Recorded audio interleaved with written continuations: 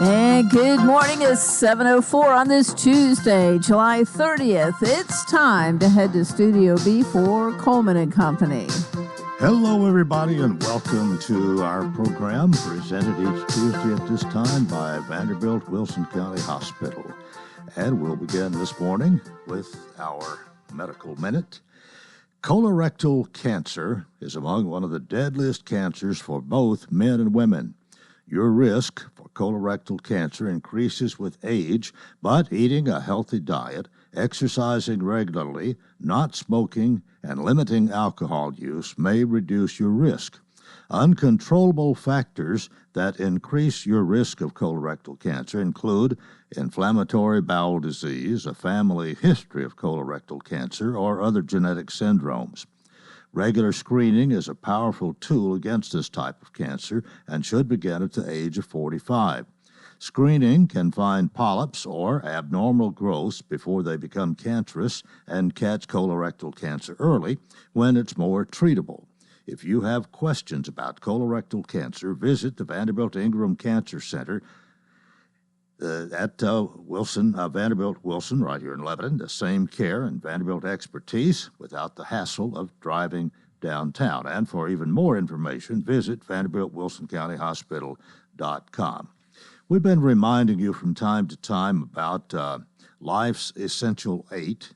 And again this morning, let's take a look at this. Life's Essential 8 outlines a few easy steps you can take to live a healthier lifestyle. Eat better.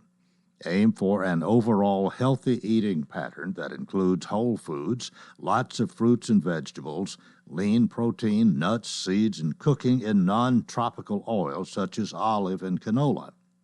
Be more active. Adults should participate in 150 minutes of moderate or 75 minutes of vigorous physical activity. Walking is great for moderate levels of activity. Children should have 60 minutes every day, including play and structured activities. Quit tobacco.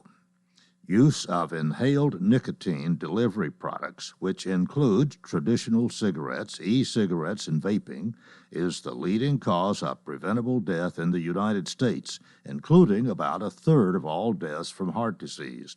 And about a third of U.S. children ages 3 to 11 are exposed to secondhand smoke or vaping. Get healthy sleep. Getting a good night's sleep every night is vital to cardiovascular health. Adults should aim for an average of 7 to 9 hours, and babies and children need more depending on their age. Too little or too much sleep is associated with heart disease, studies show. Manage weight. Achieving and maintaining a healthy weight has many benefits. Body mass index, BMI, a numerical value of your weight in relation to your height, is a useful gauge. Control cholesterol. High levels of non-HDL or bad cholesterol can lead to heart disease. Manage blood sugar. Most of the food we eat is turned into glucose or blood sugar that our bodies use as energy. And finally, manage blood pressure. Keeping your blood pressure within acceptable ranges can keep you healthier longer. And with that, let's get started with my guest this morning. And it is my pleasure to introduce, as we call him, the one and only Uncle Pete. Good morning, Wilson County and the surrounding areas. This portion of the program today is brought to you by a veteran who stands up and goes forward. All right. Good to see you, Pete. How are you? Nice seeing you. Almost late. Well, I was prepared and had a little bit more, and I was just reading away and look over. You're already sitting down. You sneaked in. Yeah. Oh, well. I've been doing most of the things on that list. Well, you're healthier then. Yes, I'm 100 pounds lighter. Oh, really? Yes, sir. Oh, man. Down to 229 pounds. You weighed over 300 pounds? 330. Good grief. Well, yeah. Congratulations. Yeah, it's slow, and you take it off the way you put it on, a little bit at a time. Well, I know you've had some good things to say about Vanderbilt Wilson. And, I like them. I really stand up for them. Yeah. They've turned that hospital around, upside down, inside out. They came with a big broom. Mm-hmm. Well, what's happening veterans-wise? We probably need to get to the subject this morning. Yes. Well, the Veterans Center, we had our board meeting on the last Friday, and we're moving forward. We've got one wall between two rooms torn out. Once we got it out, we realized the ceiling on the other side was a different height, so we're having to correct that. And close a couple of doors off. Our next big project is we'll be tearing up the bathroom so that we can have a men and women's bathroom, and tearing up floors. It had a shower. We're going to put a toilet where the shower was at, things like that. You got ample volunteers to get the job done? Never have ample volunteers, but we do have some volunteers. We've got a couple of groups of young people that have been coming and helping. We get them every other Saturday. The sheriff's department has provided us with some labor on the outside, and they've been very, very helpful cutting down and moving and digging out unwanted shrubbery. I hadn't really thought a lot about this. I mean, I see them every once in a while at different places where they'll go to help get a job done. But there's probably a lot of talent and know-how even among those who come. Absolutely. The thing that you have to understand with the trustees, they had a job on the outside. Yeah. Most of them. Yeah. And they did something they shouldn't have and got caught and paying the price. And they like the program because it gets them out of the jail. Mm-hmm. Gets them out in the sunshine, as one boy said. Yeah. and you see them at the fairgrounds. They are unbelievably great help out at the fairgrounds. They were over there the other day. They were working in the Veterans Building setting up the bee display. And they were over cutting away and sawing, nailing, putting things up. So, Well, it's kind of a win-win. I mean, they enjoy it. It beats the boredom of being behind bars and gives them something to do. And and it's very helpful. I mean, and usually when they're out, they get a different meal than when they're in. Oh, okay. So when during the fair they help every day, we always try to feed them, give them, do things for them. The Vietnam veterans thing. If you want a good meal while you're at the fair, by the way, the Vietnam veterans trailer will be right there in front of the Veterans Building. Well, pretty much where you've been for the last several years? About the last 20 years. Oh, okay. Yeah.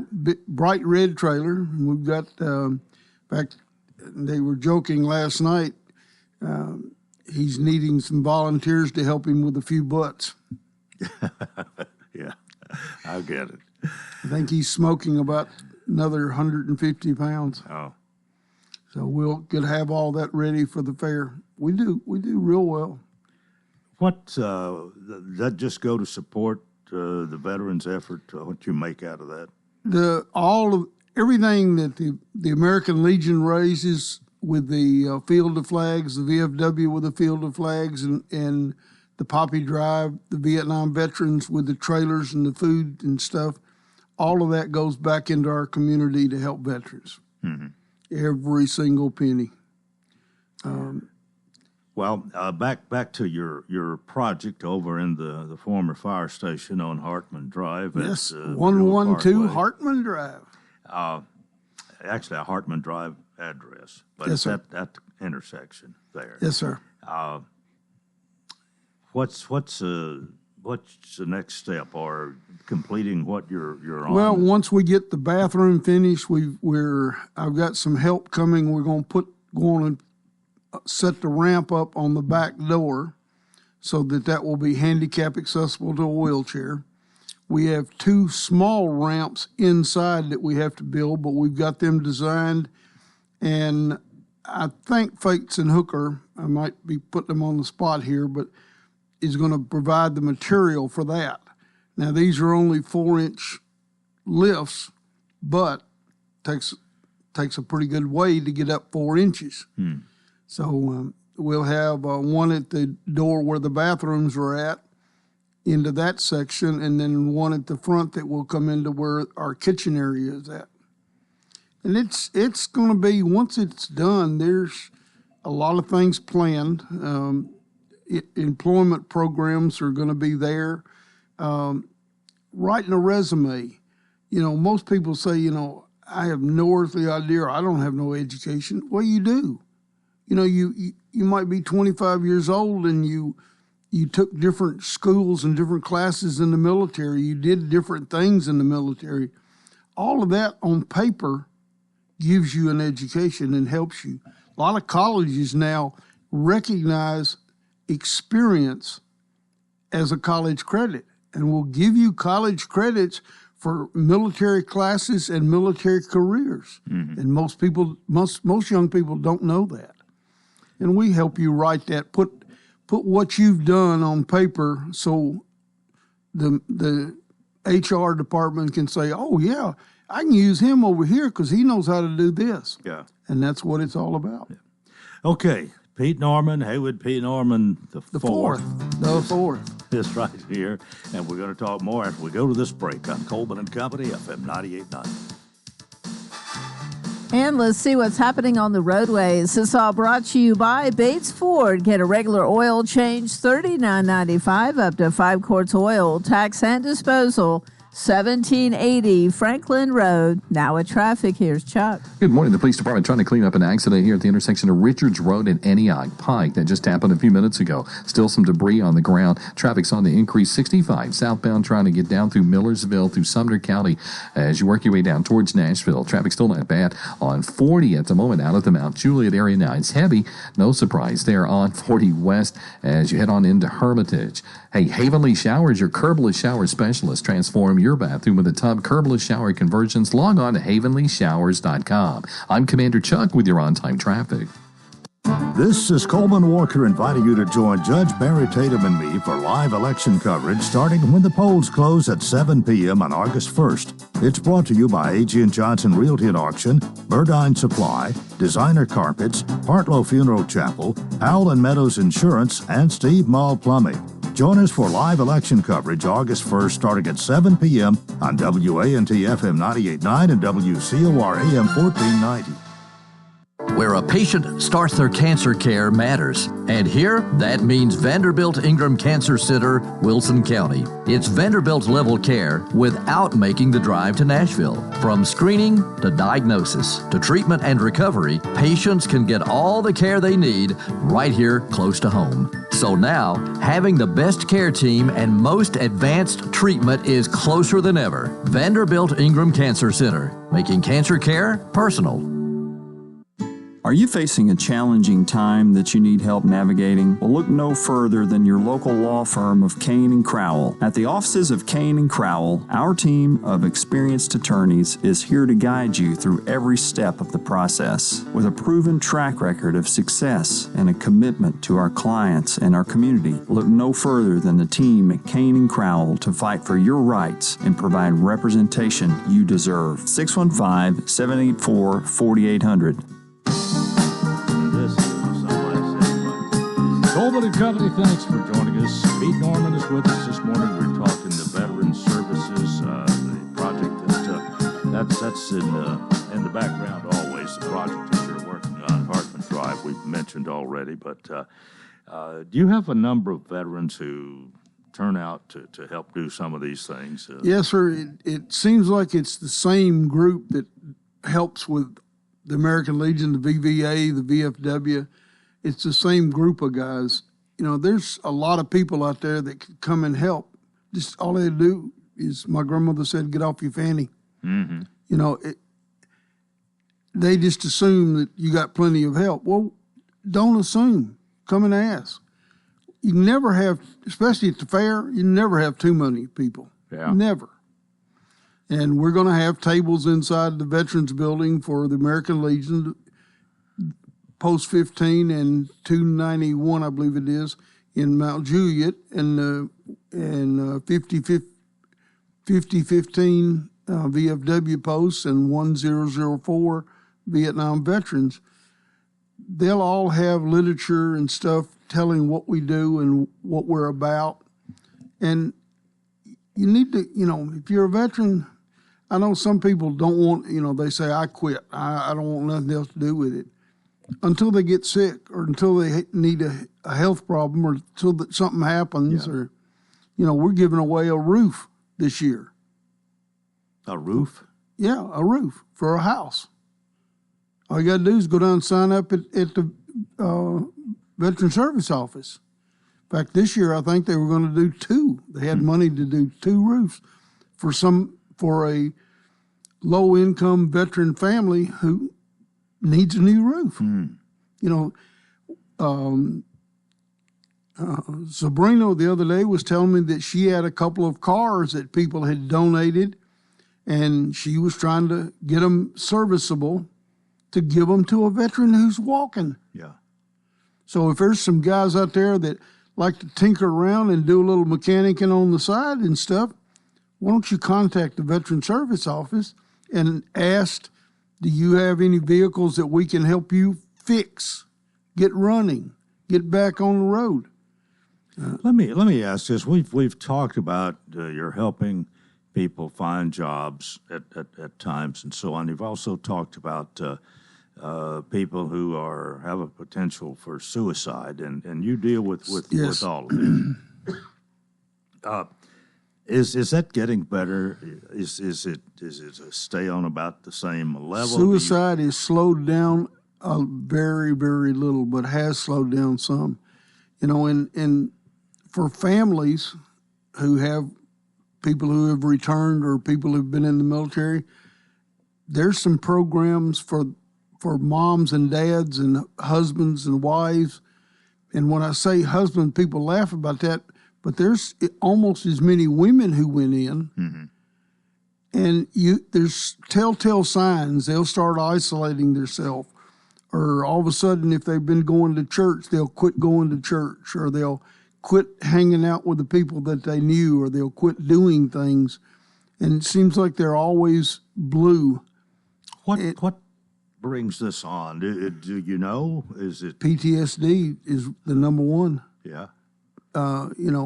When your mind, sort of describe it as a washing machine. Everything's in there going round and round, and every now and then something that you didn't want comes out. All right. And you'll remember things. I'm 77 years old, and from time to time, I'll, out of the blue, remember a battle that I was in Vietnam with my helicopters, my crews, and my guys, and it's like it was yesterday. It just, I don't know where it comes from, but it just boom. I guess it's hard for the average person who hasn't had combat experience or been there at all to realize how that is and what you go through. Fire and police officers are one that have that same problem. Uh-huh. Believe it or not, teachers in bad school systems have that problem. So a lot of people have it.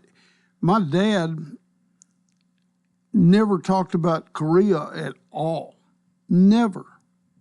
And back about a year ago, we were doing something, and he said, worst time, we were talking about good days and bad days. He said, the worst time of my life was in Korea.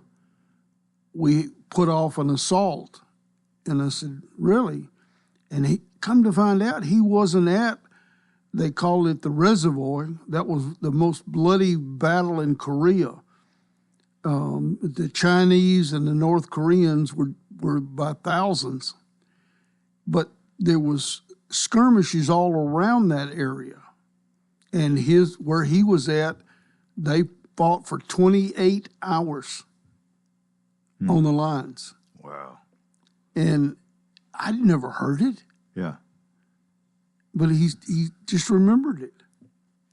And, that's PTSD. That's the things that bother people. If somebody said, worst thing in the world is for a good Christian to kill somebody. How do you deal with that? Well, you deal with it by talking about it. You deal with it by therapy. You deal with it by learning that you had a job to do, whether you liked it or not, whether you were a Christian or not. Sergeant York is the best example of that. He was against anything. He wouldn't even carry a gun. But when it came to the point that his people were getting killed, he picked up a rifle. And he's heroic for what he did. But he said he took that to the grave. He said, I'll take this to the grave, what I did. And I will. Anybody that was in combat will. When you shoot and the other end of that bullet is going to end somebody's life. I've got something that I've decided to put on priority of my bucket list. I've got a packet of a wallet, ID cards, photographs, a belt buckle, and some other trinketable items that were left in my helicopter by a North Vietnamese soldier that we medevaced back. Some people say, well, you just leave them and let them die. No, we didn't. We picked. Now, the Americans went first. Mm-hmm. And then when we came back, if all of them were gone, we'd start picking up and taking them, carried them to a secure hospital and stuff. But that got left in my aircraft, and my crew chief said, hey, Chief, we took this off when we had to cut his pants off, and we never did give it to him. Well, I went back probably a month later before I got back to that particular hospital, and I tried to find him. Well, by then they had fixed whatever was wrong and sent him to a concentration camp, and I never found him. Yeah. Well, now I have a neighbor who is from Vietnam, and her dad and mom are here. And I got to talking to them and let them read the stuff and look at the things. I'm gonna try to find him. Yeah. I'm gonna make copies of everything and send it to the embassy in Washington, who will then in turn send it down to Vietnam. He might be alive, he might not. He might have family. If he does, that's who I'm gonna give it to. Does talking about something like this, just like you're doing this morning, does that help? Oh, best thing in the world. Yeah. The best therapy there is a group, and that's one of the things we'll have. We'll have a round set of chairs, and it's somewhat like, Guy described it, he said, it's like AA. Uh-huh. I'm Pete Norman, and I have PTSD, and what I did and what bothers me, and we talk about it. And all of a sudden you realize that, hey, Joe over there has the same problem I have. And by Charlie, Coleman has the same problems I have. And Michael has the same problems. And now it's not as bad. And the camaraderie among everybody, the thing is, you've got to forgive yourself. It's like anything you do wrong, you've got to forgive yourself first.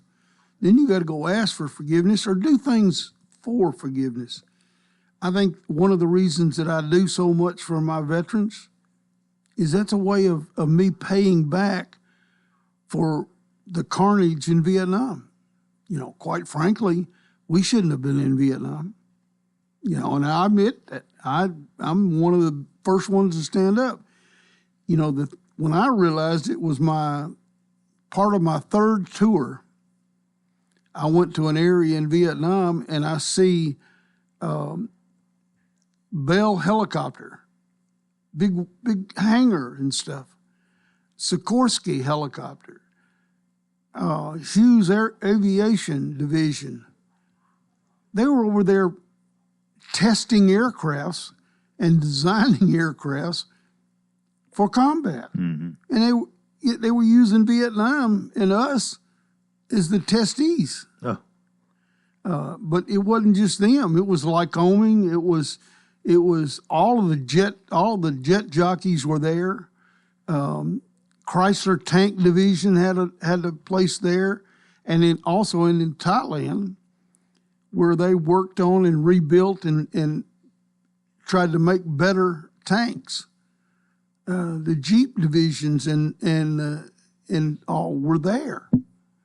You know, why were they there? Money. Yeah. Money. We're out of time. We got 30 seconds. It's gone by in a hurry, but people want to get involved in this. There's lots of ways, and I guess it starts with a call maybe to you. Yes, 615-804-4404.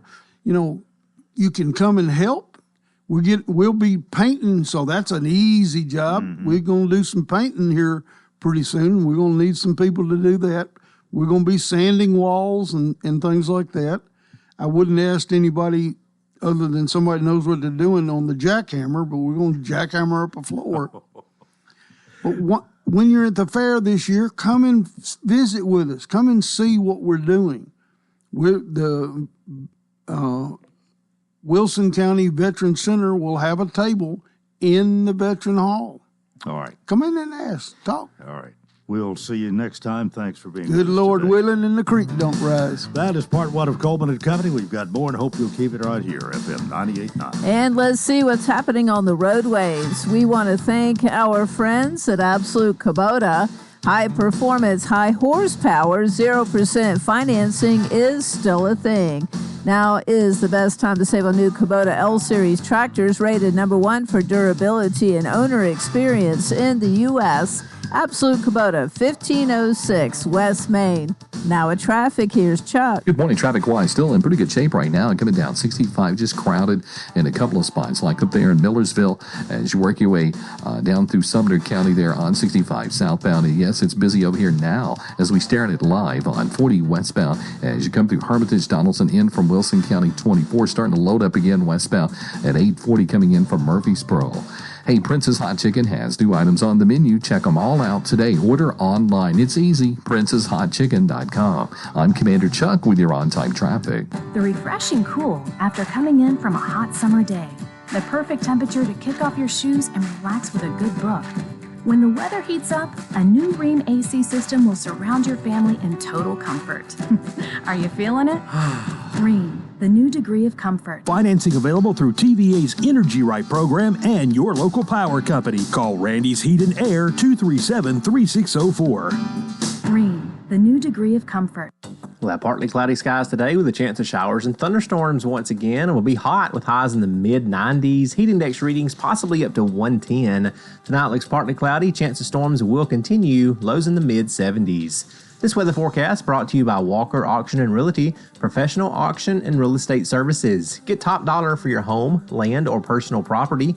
Log on to MikeWalkerAuctions.com. They know auctions. With your severe view forecast, I'm Storm Specialist Drew Richards. We welcome you to part two of Coleman and Company. And here on this Tuesday morning, we welcome Sean Dozier to talk about Harside Senior Living. Good morning. Good morning, Coleman, and I appreciate you filling in for me last week. You did I heard you did a great job. It's my pleasure, and it's always good to have you, but when we don't, we're going to take care of you. Well, I appreciate that. I'm glad to be here. Sean is the Executive Director of Harside Senior Living at 215 Castle Heights Avenue North here in Lebanon, retirement and assisted living community. So what's happening? Well, yesterday we had a gentleman in his early 90s. We'll just call him Mr. Kent. Mr. Kent came in last week and said, I need assisted living. He's 93, and he filled out all his paperwork by himself. He got his clothes together, got all of his essentials together, and walked in yesterday morning at 93 on his own 2 feet and said, I'm here. And, we usually don't get that. Usually, people come in assisted livings, they're a little apprehensive, they're a little nervous. Their family comes with them. They don't want to be left alone. But he comes in by himself. He drives himself over there, walks in the door, goes to his room, and he's ready to go. He was eating lunch with his table mates yesterday by 11:45, and I like to see that. I always tell people, give me a week or two, and you'll see a difference in your loved one, because assisted living really does provide you a consistency that many people don't get as they get older, and that is, they get their 3 meals a day, they get their medication management, they get their medication timely, they get socialization, They get good sleep. It's just a really good opportunity for people who maybe need just as you like to say, a little extra helping hand. And then he did. He said, you know what, I just need to eat better. I'm not eating right. I'm not taking my medication timely. This is somebody in their early 90s who realized this, who still drives. He makes banana bread every week and delivers it to Cookville and Clarksville every week. So he still drives a lot, still gets out there. But he just says, in my early 90s, I think I probably just need a little extra help. So he walked in yesterday, and that was a great sight to see. Well, that's a good story. I like to hear them. I'm sure our listeners do too. Well, people think assisted living sometimes is a nursing home. And assisted living is far from a nursing home. Assisted living is a lot of vibrant people. They're still up and going. They still leave and go do things. They experience life to the fullness. And they just, like all of us, at a certain age, we just need that little extra help. And at Hearthside, we do provide that for a good price. We have great staff. And I think people, once they come in, they realize what a good decision they've made. There's a lot to be said for people who care, and every time you tell a story about Hearthside, it seems like that's kind of the bottom line is how much people care. Well, it started out that way. 30 years ago in 1994, they started out as a ministry, and we continue to see ourselves as that, a ministry to the community, and we are a caring group of people. I think it starts people who have been there a long time, much longer than I have. They care a lot for these folks. Think about Crystal in the kitchen, who's been there 25 years. She cares, a lot just about what they eat. She cares about that. She knows what they like in their coffee. She knows what they like, how they like their steak cooked. She knows it all. And for somebody who's been there a lot long and who knows the residents like she does, that's an example of somebody who really cares. Yeah, and probably knows a few things they don't like. Believe me, if they don't like it, they let you know, Coleman. When you get a certain age, you don't care. You don't care what people think, and so you just tell it like it is. And when are you sure? I think you've got there, Coleman. But people in there, people in their 70s, 80s, and 90s, they just tell you like it is. They don't care. They don't care, and they certainly tell us what they think. But that's good. Well, and things going fine, I'm sure, in the retirement community. The retirement community is going well. We told you a couple weeks ago we sold a house to a couple, and they're thrilled about it. They're moving from Del Webb in Mount Juliet, moving to Hearthside, and they're excited about it. We continue to have a long waiting list. We continue to give tours every week for that community. So I just encourage you, if you're thinking about a retirement community or you're thinking about assisted living, it's never too early to at least start thinking about it. I met with a lady yesterday in her 80s who wanted to be on the list. And I said, are you really sure you're up for the move? And she says, well, let me think about it. I'm really not sure. I just moved my husband to a memory care, and that wore me out for months. So I'm really honest with people when they come to me, and I'm just honest with people. And if I think they're not ready, or if I think that it might be too hard on them, I'll tell them, and I think people appreciate that.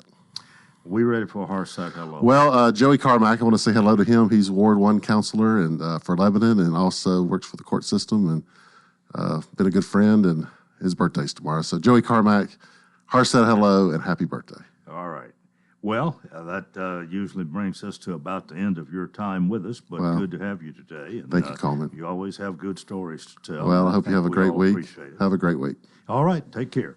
Sean Dozier, Executive Director, Hearthside Senior Living, Retirement Assisted Living Community at 215 Castle Heights Avenue North, right here in Lebanon, Tennessee. And if you don't want to go by to see him, just give him a call, 615-443-1994.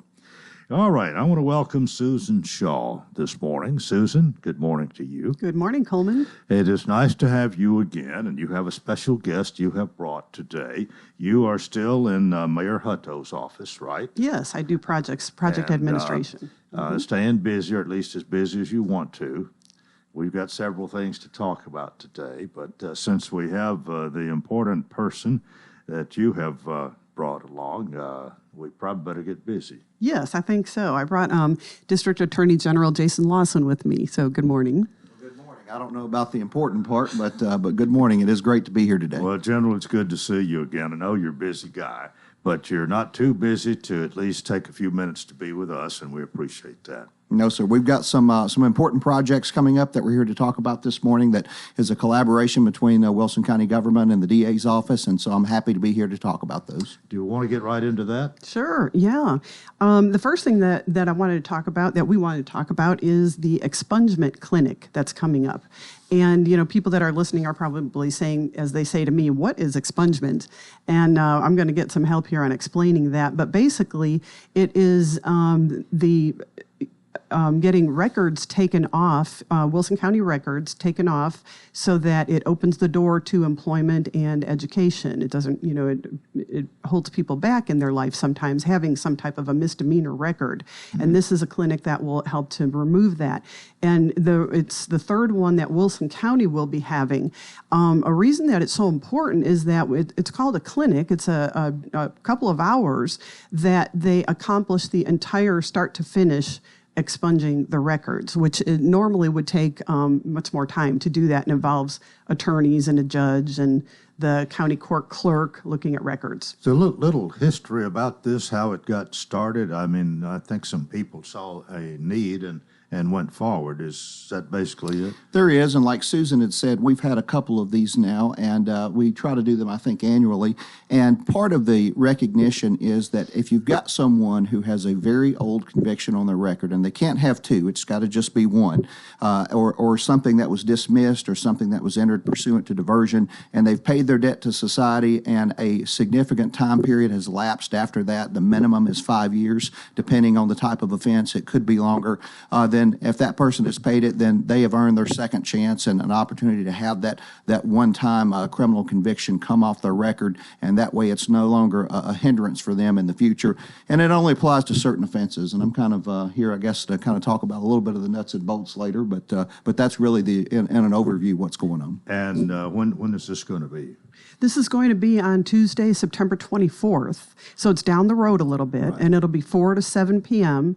at the Wilson County Judicial Center over on High Street, 115 High Street. But the reason we want to talk about it now is because registration opened up early in July, and it closes September 3rd.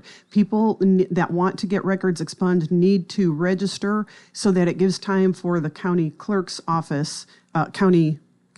Yes, the clerks and the DA's yes. office, really. There's two pieces of that. Yes, so that they can pull the records, review them, and see if they're eligible for expungement. So we really want to impress on people that now's the time to register for the clinic. How is this an advantage to have that expunged?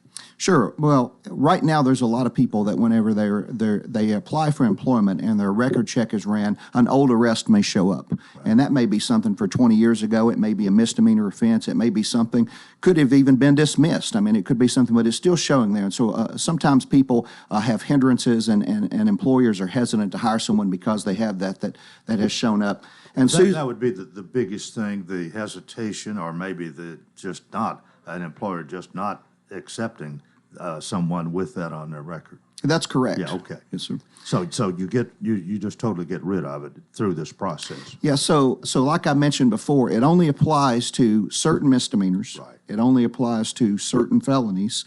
They have to be the low-level felonies. There has to be a period of time. You have to have completed your probation successfully. There has to be, like I said, that period of time after the conviction. You cannot have had another arrest.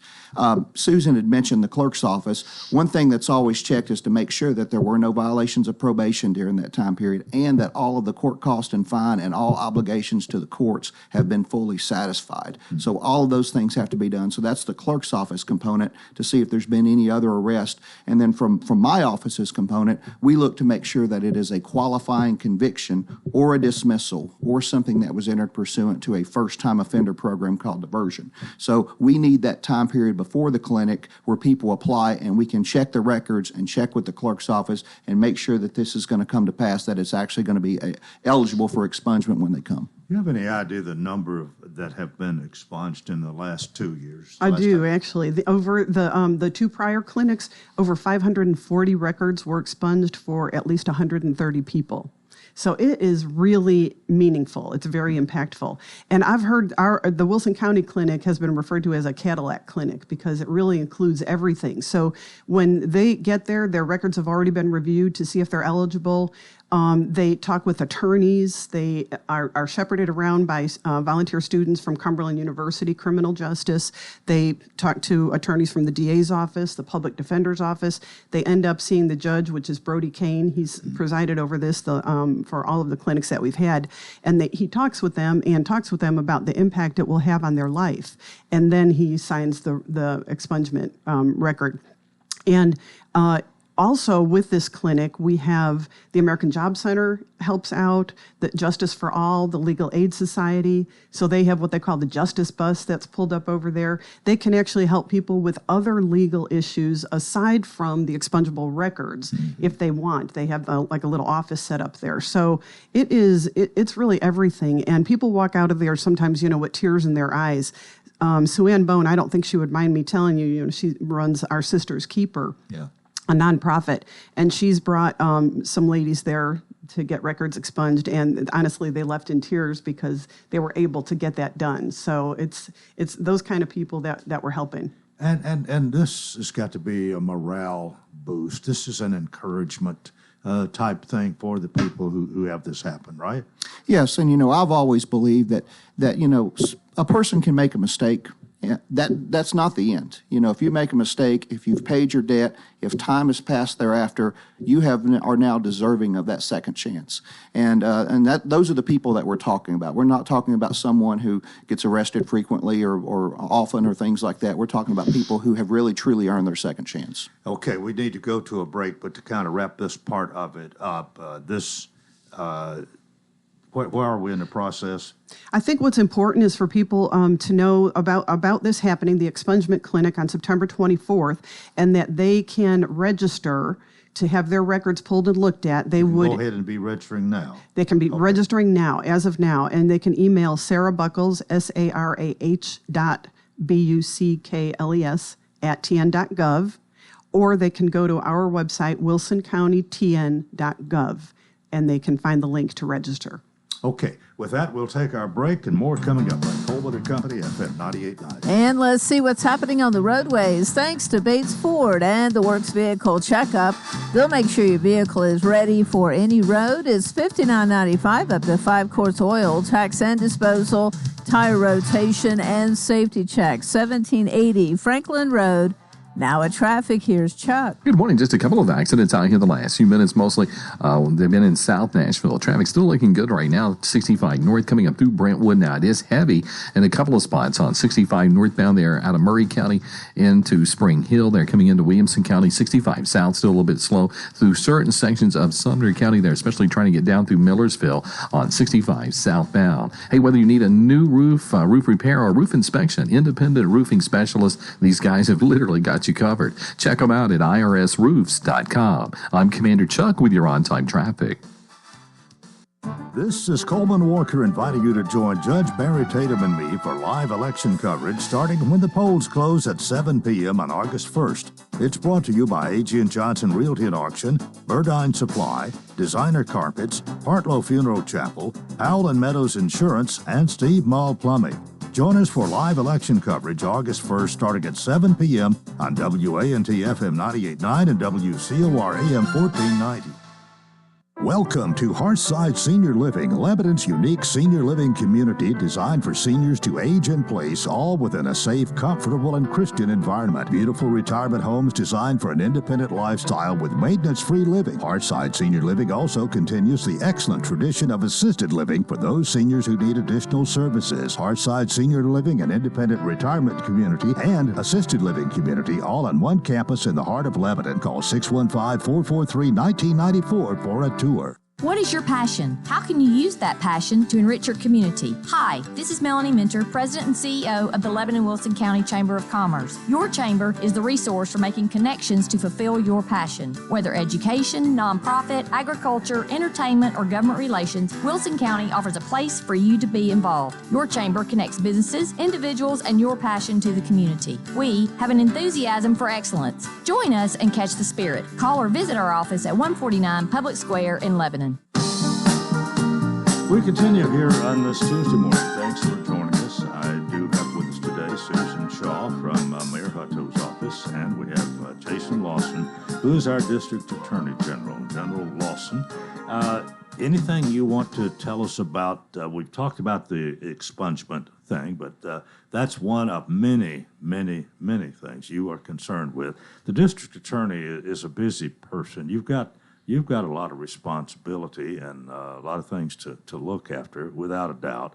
And some of them are in your local district here, but some of them probably statewide. And I know you're concerned about all of that. Yes, sir. So there is always a lot going on at the DA's office. I'm very thankful. I have a wonderful staff. We have 16 lawyers that work at the DA's office who are assistant DAs that manage everything from child support to all of the criminal convictions that are going on within our 5 counties. And I carry cases myself as well. And then, when I'm not in court, I'm usually in meeting with victims or meeting with different groups or law enforcement that are interested in things going on, and spend quite a bit of time at the legislature when they're in session as well, looking at different pieces of legislation, everything from the Department of Corrections things that are going on to criminal law changes, just to other interest areas that the DA's conference has. Well, does it ever really lighten up? Granted, the legislative part, when you're there, that the first 3 or 4 months of the year, probably the biggest time, but are you pretty much busy the year round? I am, and I will tell you, one of the things of being in my position, of course, is keeping my calendar. So if I know if I've got a big murder case or something like that that's coming up, I will schedule it for after the legislative session. So it never lightens up. There's always a lot going on just because of the way you manage your calendars. You hear a lot from constituents. Somebody calling you about something all the time. Oh, I'd say, 5 to 10 phone calls a day. I talk to people about cases that are going on in the districts, things that are coming up they're concerned about, a lot of problems in the communities that we have. And, certainly one that I think we would love to talk about today is the opioid settlement money that's coming up with the counties. Okay. What can we say about that? Okay, so I'm going to let Susan kind of start out, and I'm going to talk just a little bit too. Okay. We're just coming on open application period for opioid settlement funding for our community. And to give you a little bit of background on this, the opioid crisis has been going on for years, and really it was created by an abundance of strong pain medication that was addictive, and people were really not made to be aware that it was addictive. That's kind of in a nutshell. So in recent years, there have been major settlements with large corporations, either pharmaceuticals or pharmacies like Walgreens and CVS and Walmart, and just lots of big companies. There have been large federal settlements. In the settlement deals, they agreed to provide a lot of money into the communities to help remediate the effects from the opioid crisis. So that money has started to flow down into the states. So Tennessee has a large funding, and into the counties. All 95 counties in Tennessee, if they signed on to the agreement, have received funding for this. This is something, Coleman, that will go on for the next 18 years. It's that large. Oh. And settlements continue. We just got notice of a new settlement that Kroger is, they're settling. So this continues to go on. It's billions of dollars, and it's millions coming into Tennessee. Who precipitated this? Who got it going? How'd that happen? So it was a collaboration of a lot of different people coming forward. There were private attorneys who were dealing with clients who saw the problems and the scope that they were dealing with, particularly with the DA's conference up in Sullivan County and up in East Tennessee and the Northeast. There were statistics that were looked at, and there were more pills being put out than there were citizens to consume the pills. And so those type of statistics were really damaging to the pharmaceutical companies. And so because of that, the question was becoming, why is it that all of these pills are being flooded on the streets when there's so much that every, man, woman, and child could have far more than they would ever need? And that is really what led to these federal lawsuits. The addiction that has stemmed from these pills being so readily available and the surplus that was on our streets has wrecked so many lives. And so part of the settlement on these federal lawsuits was that this money is going to come back to the communities to help those people and those families who have been through those addiction struggles, and to try to get everyone back on their feet. So that's why it's filtered back down, and now Wilson County has its first opportunity. Well, do you see a positive coming out of this then? Things going to get better because, the money that's being provided, for one thing. I certainly do. I think that there are a lot of people who maybe don't know how to get treatment or where to get treatment or have been concerned about the cost of treatment, and those opportunities are going to come full face to them, and they're going to have the opportunity to say, yeah, this has been a problem I've struggled with for a while, and now there are these different groups and these different grants that are available, and I can basically go down and sign up to get the help and the treatment that I need to overcome this problem. Well, when this became, when it manifested itself, you and law enforcement understood about this. I mean, were you appalled that many drugs was flooding the market? We were. When I first became a prosecutor back in the year 2002, it really seemed that a lot of the drugs that we saw was marijuana and cocaine. Well, it wasn't very long after that till everything that the police officers were buying in undercover buys off the street was pills. We weren't buying nearly as much cocaine, buying nearly as much marijuana. It was all pills. Pills were everywhere. And now that has been kind of overtaken because of some of the controls that have been put in, and now we see more heroin and fentanyl. But we have seen shifts in drugs, and I'll tell you, heroin and fentanyl themselves are opioids as well. They're part of this drug family, and the problems that people have switched from these pills onto now heroin and fentanyl, of course, is our leading cause of death for people 18 to 45 in this country. Is fentanyl overdoses. So we're seeing those shifts in drugs and those problems that have developed. But yeah, it was shocking when you saw the number of pills that law enforcement was buying when we were at the height of the problem. Mm-hmm. Yep. And in 2022, Wilson County had 68 deaths from overdose, which were primarily opioids. And Drug Free Wilco was started because of a woman whose son died from an overdose of fentanyl-laced pills bought on the street, but it started with a back injury where he was prescribed opioids and got addicted to it, and it continues. And that's a story that repeats itself all the time. So the opioid settlement funding that's opening up, the uses are for primary prevention. So, what we're saying is don't let them understand what it means and how you can get addicted and how to avoid it. Harm reduction, treatment, recovery support. So those that are addicted that need help in recovery, education and training. The open application period opens up this week, August 1st. At the finance office of Wilson County. And we did a pilot last year to test out, because it's, doing an award of this magnitude for this length of time. Right now, the county has over $1 million right now. And this is awards for 2 years, 23 and 24. And that's what the county has, and it will continue to come. So we did a pilot earlier this year and to test out the process, and this is the first year we're opening it up. So the way that this will run is people can pick up the application packet from August 1st through the end of September. So for 2 months, they can pick it up and return it with their completed application to our finance office here in Wilson County, and I'll give details on that. And then the applications are reviewed by a committee of people from 9 different sectors of the community, including elected officials, law enforcement, university, Cumberland University, county finance, the hospital, service providers, and just the citizen at large, somebody who has been affected by this crisis. So they're the committee that will review the applications. They have a scoring method that they'll utilize, and then they'll recommend it to the county commission, and the notice of awards will go out in January. You feel very positive about this, I take it. I do, and those applications are available to community nonprofit organizations and also government agencies. So certainly the DA's office is looking at something that we have in mind that we're going to be submitting an application on, and we'll see how the rest of the group feels about it. But this money that's coming down, I think, is going to be so helpful. Last year in Wilson County, and I'm giving the statistics for 22. I've been waiting on the ones for 23. They usually come late summer, but they're still being processed. But in 2022, we had between our law enforcement agencies right at 1,000 drug arrests in Wilson County. We had 375 overdoses, and of those 375, like Susan said, 68 were fatal.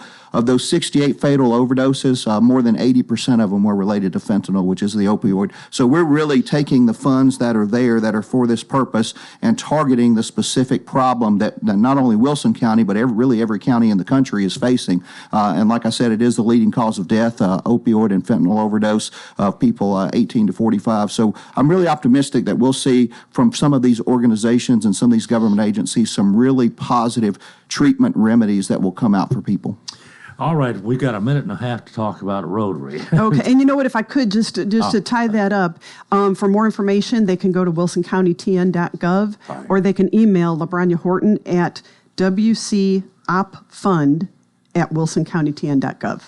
And if you didn't get all that, call Mayor Hutto's office. That's exactly right. Just call me and I'll tell you all about it. Rotary. Yeah, so Rotary, we're into the new year. We thanked our past presidents and team for the work that they did last year. We started our new year in July, and I want to tell everybody that one of our big fundraisers, along with the Breakfast Club, is the fair that's coming up. So we'll be slinging burgers and hot dogs, and we want people to come and enjoy that with us and learn a little bit about Rotary. Today, our district governor is visiting us, and I would invite anybody that wants to come and hear him. They can come as my guest or as Jason's guest, probably. And we would love to have people come and learn more about giving back to the community. All right. Well, we barely covered Rotary, but we did get it in. And General Lawson, thank you so much for being with us. My pleasure. A lot of good information disseminated here, and I appreciate both of you being with us. Thanks for having us. Susan Shaw and Jason Lawson, and that is it for Tuesday. Please join us tomorrow for the Wednesday edition, and until then, I wish you a terrific day.